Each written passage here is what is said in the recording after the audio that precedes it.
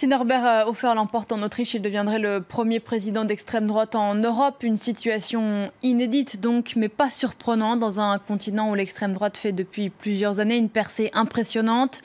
Ralentissement économique, crise migratoire, usure des partis traditionnels. Comment l'expliquer? Élément de réponse avec Florent Rodeau.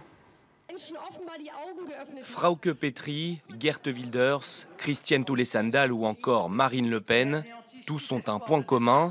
Ils incarnent la montée en puissance de l'extrême droite en Europe, longtemps confinée à un rôle secondaire.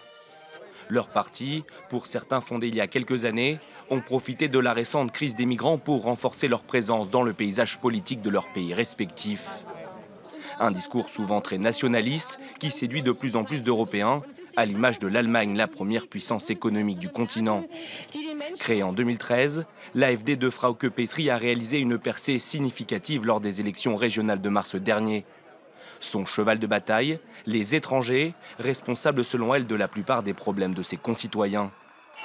Au Danemark, le Parti du peuple a frôlé le triomphe en juin dernier en devenant la deuxième formation au Parlement.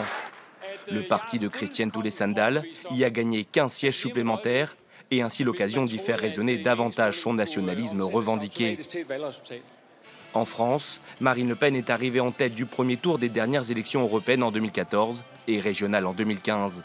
Après son père le 21 avril 2002, elle espère, elle aussi, se hisser au deuxième tour de l'élection présidentielle en mai prochain.